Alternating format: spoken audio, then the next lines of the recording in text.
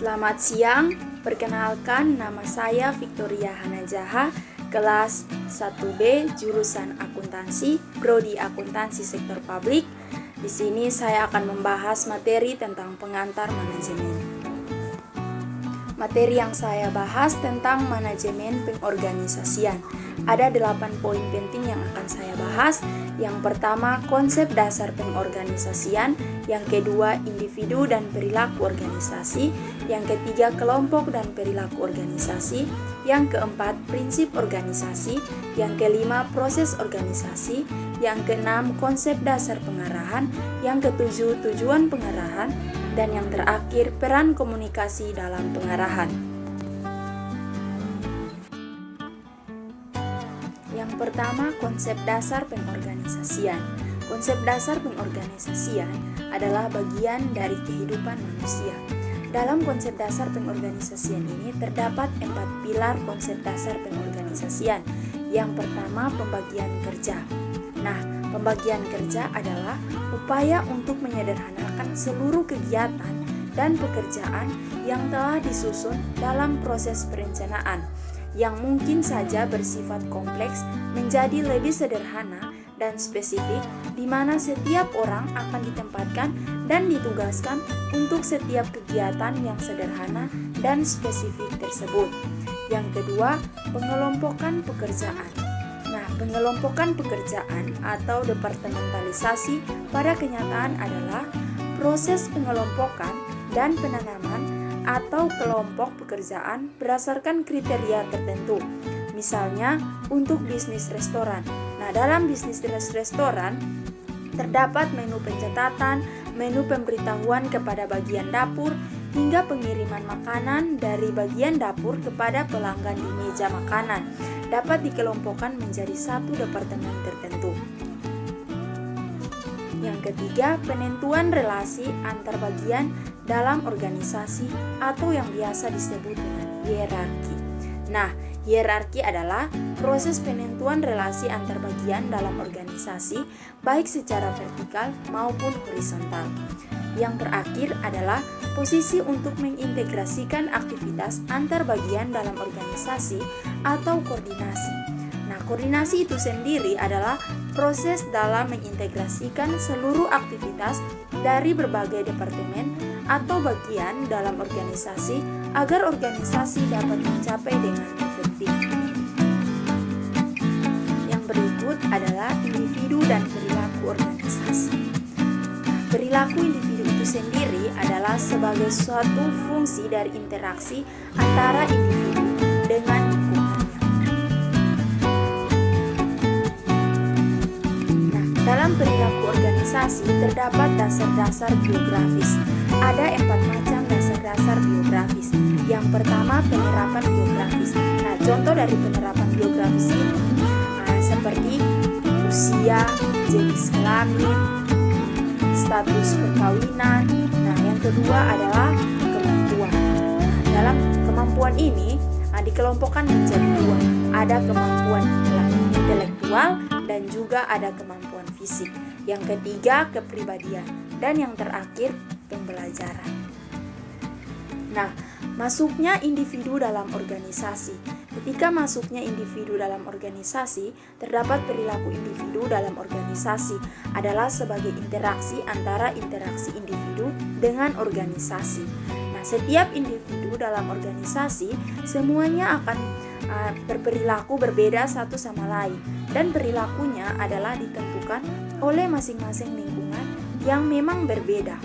Ketika individu yang membawa ke dalam organisasi kemampuan, kepercayaan pribadi, pengharapan kebutuhan, dan pengalaman masa lalunya, dan karakteristik yang dipunyai oleh individu ini akan dibawanya manakala memasuki lingkungan baru, yaitu organisasi atau yang lainnya. Organisasi juga merupakan suatu lingkungan yang menggambarkan keteraturan yang diwujudkan dalam susunan hierarki, pekerjaan, tugas, tanggung jawab, sistem pengajian, dan sistem pengendalian atau lain-lain. Yang berikut adalah kelompok dan perilaku organisasi. Nah, di sini ada Pengertian menurut Stephen Robbins dalam bukunya yang berjudul Organizational Behavior. Nah, definisi sebuah kelompok adalah sebagai dua individu atau lebih yang berinteraksi dan saling bergantung, yang datang bersama-sama untuk mencapai tujuan-tujuan tertentu. Nah, kelompok ini terbagi menjadi dua, ada kelompok formal dan juga kelompok informal. Kelompok formal berarti kelompok yang sudah dibentuk dan dapat dilakukan secara langsung. Sedangkan kelompok informal adalah kelompok yang tidak terstruktural dan tidak dilakukan secara formal. Nah, kelompok formal ini terbagi lagi menjadi dua bagian. Ada kelompok komando dan juga kelompok tugas. Kelompok komando yaitu kelompok yang terdiri dari atasan dan bawahan yang tergambar dalam bagan organisasi tersusun atas manajer dan bawahan langsung. Yang berikut kelompok tugas. Kelompok tugas ini mereka yang bekerja bersama-sama untuk menyelesaikan suatu tugas pekerjaan. Yang berikut kelompok informal. Nah, kelompok informal ini terbagi menjadi dua, ada kelompok kepentingan atau minat, yang kedua kelompok persahabatan. Nah, kelompok kepentingan atau minat adalah mereka yang bekerja bersama-sama untuk mencari suatu sasaran. Yang kedua kelompok persahabatan. Nah, kelompok persahabatan berarti mereka yang digabungkan bersama karena berbagai suatu karakteristik atau lebih. Nah, dalam pengelompokan ini terdapat 5 model tahap kelompok. Yang pertama, tahap membentuk atau forming stage, digolongkan sebagai sejumlah besar ketidakpastian mengenai tujuan, struktur, dan kepemimpinan kelompok. Yang kedua, tahap mempeributkan atau storming stage adalah salah satu konflik antar kelompok. Yang ketiga, tahap menyusun atau norma yang biasa disebut norming stage adalah tahap di mana berkembang hubungan yang karib dan kelompok memperagakan cohesivian atau kesaling tertarikan. Yang terakhir, tahap mengerjakan atau performing, yaitu struktur pada tahap ini sepenuhnya fungsional dan diterima.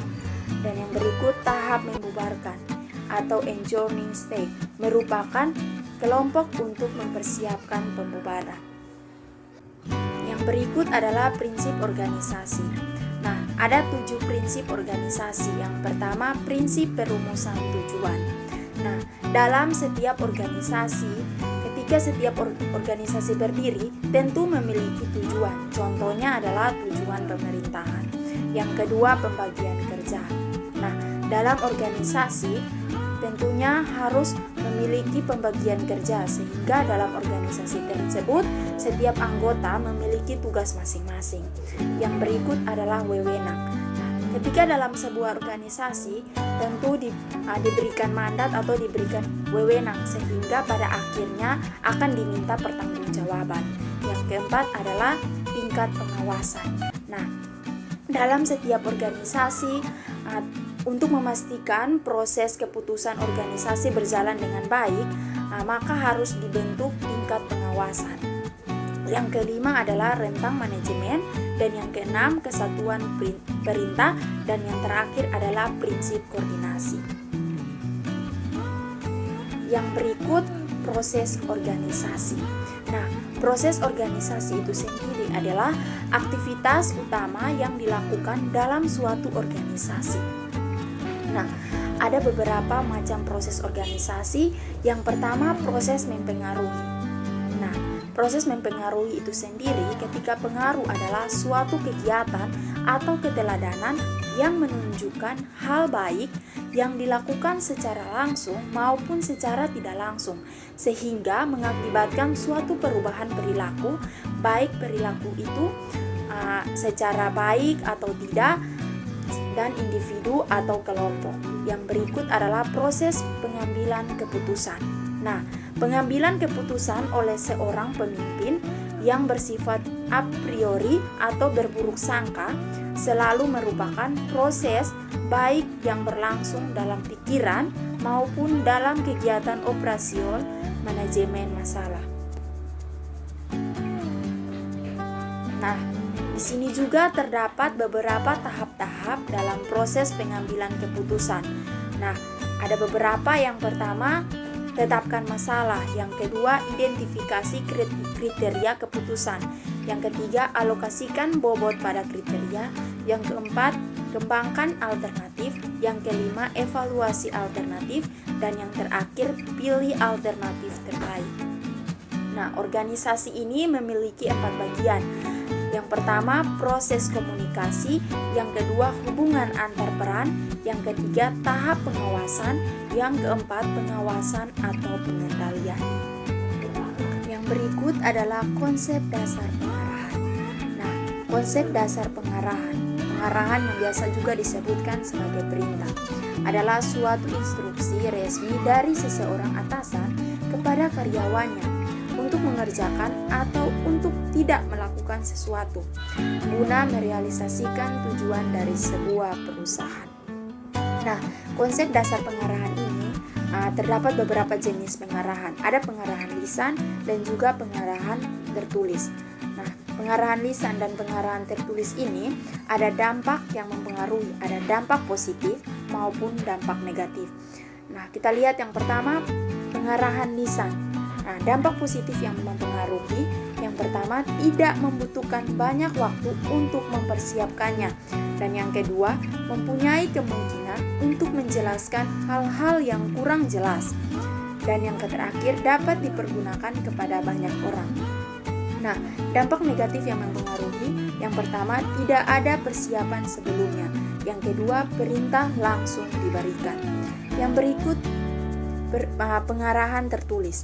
Nah, dampak positif yang mempengaruhi, yang pertama, perintah tertulis menyebabkan orang yang menerima perintah mengetahui benar tanggung jawabnya. Yang kedua, perintah tertulis mudah diperiksa guna memelihara kebenaran. Nah, dampak negatif yang mempengaruhi, yang pertama, memakan waktu yang cukup lama, dan yang kedua, menelan biaya yang besar. Yang berikut, tujuan pengarahan. Nah, tujuan pengarahan ini terdapat 5 tujuan. Yang ada tujuan menjamin kontinuitas perencanaan, yang kedua membudayakan prosedur standar, yang ketiga menghindari kemangkiran yang tak berarti, yang keempat disiplin kerja membina, dan yang kelima membina motivasi yang terarah. Yang pertama, menjamin kontinuitas perencanaan. Nah, menjamin kontinuitas perencanaan adalah suatu perencanaan ditetapkan untuk dijadikan baru normatif dalam kerangka tujuan. Yang kedua, membudayakan prosedur standar. Dengan adanya pengarahan diharapkan bahwa prosedur kerja yang telah ditetapkan dapat dilaksanakan yang seharusnya lambat laun menjadi kebiasaan. Yang ketiga, menghindari kemangkiran yang tak berarti. Menghindari kemangkiran yang tak berarti. Kemangkiran dapat diberikan batasan sebagai kondisi ketika seseorang tidak berada di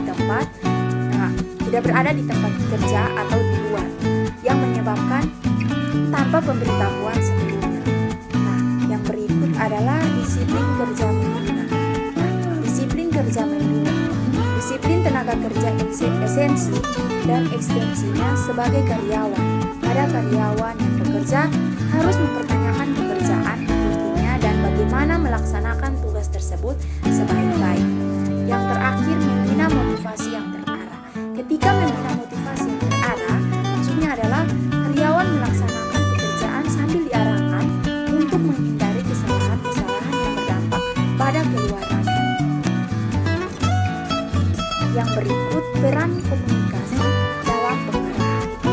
Peran komunikasi dalam pengarahan adalah suatu pengarahan dalam fungsi manajemen. Komunikasi merupakan suatu hal yang sangat penting. Mengapa sangat penting? Karena komunikasi yang efektif bagi para manajer adalah proses memulai mana fungsi-fungsi manajemen perencanaan, pengorganisasian, pengarahan, dan pengawasan dapat dicapai. Nah, dalam peran komunikasi dalam pengarahan ada 8 elemen penting menurut Stoner dan Wargau. Yang pertama, pengiring atau pengirim atau sumber, yang kedua penyanding, yang ketiga pesan, yang keempat saluran, dan yang kelima penerima, dan keenam pengural sandi, yang ketujuh gadu, dan yang terakhir umpan balik. Demikian